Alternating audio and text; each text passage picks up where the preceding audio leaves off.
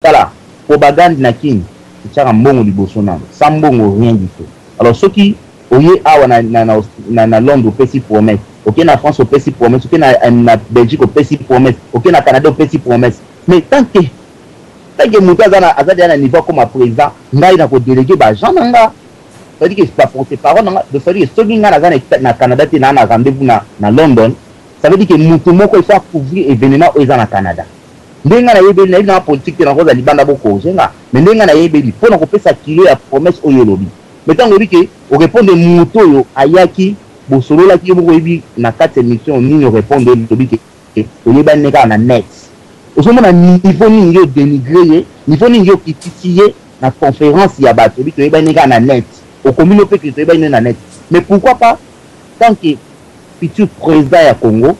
au garder à ta maîtrise na yo ozola na émission na ndako vandi na yo après ko benga ndeko komele mun marambeleka bezabo na mais il faut répondre na conférence ya batu nyonso. Papa Olivier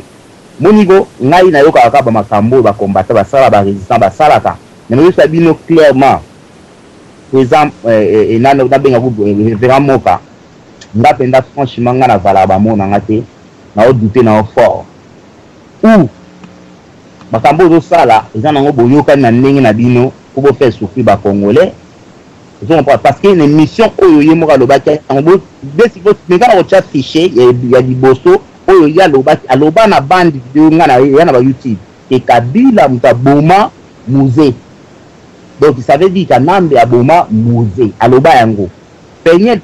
apporter peigner la tuni alobi ozo ko reconfirmer iso ngwabi na lobaka ko na sens ki ya réunion na yebaka tiki ba ko filmer yango. Mais le lot na émission na yo yango ay ko loba makambu tout ça là ngana ordinateur waze ko na zong sara ka boy à 0 parce que au lobby du kam côté mutu ka essayer de bazu la fichier ba boîte yango tout la fichier zali siko yo lobby na ba pilelo eloko mutu lobby eloko mutu après peut-être wana a voter à na sima na yo non je pense que nga pa na nga tout ça la clair et ça non ça veut dire que ceux qui ngai mutu na ko voter papa révérend Moka donc ça veut dire que carte ko refuser yé ceux qui ça moko mutako biniza tanto carte na tout le bagage vérité ngana na mutu ya oya zalaka corrompite facilement donc ça veut dire qu'il n'a refusé par rapport ya identité oyo à la question na bonité mais na ola nika makambo ya sali de à comprendre des règles parce que dans un temps au solana été na yebi na ngapeta to place na rozwa été mon gars millionnaire biso ta petite ceinture yo muto to route to kuta na ndenge ya on a profité tu veux d'appeler ça conseil ce qui est à conseiller à bien je pense à revoir à mutu na nzambe ayebi sagesse lobini ayebi ko banga nzambe li bandeli ya mayela yebi yango mais ceux qui ont respecté la promesse que ozo batu tanto so ndenge nini ozo sakana na batu zinga shona nzamba linyango te alors eloko espinga pena pona 6 rapport Olivier na temps pesinga merci ezali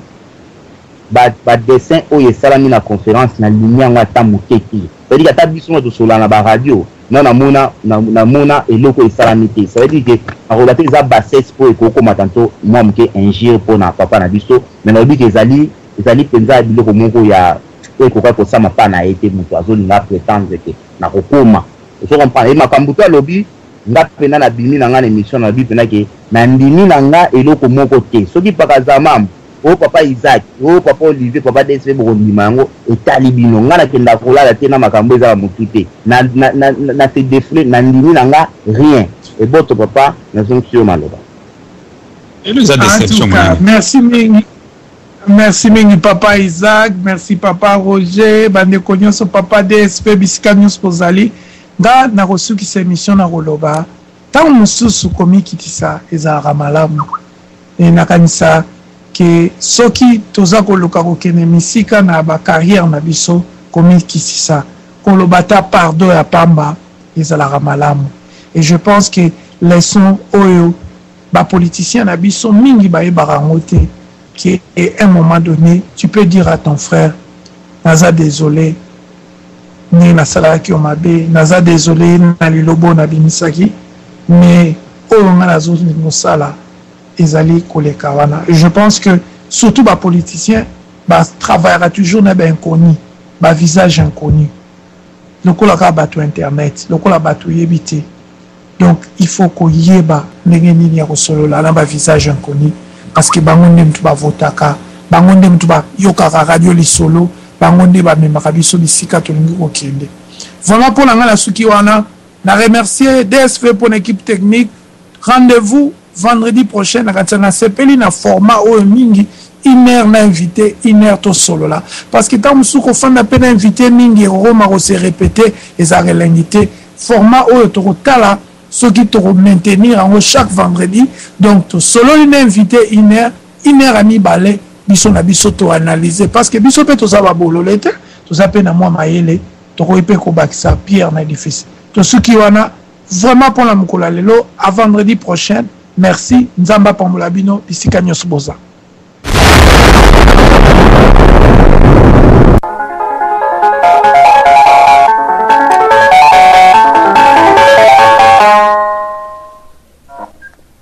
Ndoko bolimbisi ozana montre na ndako na ote papa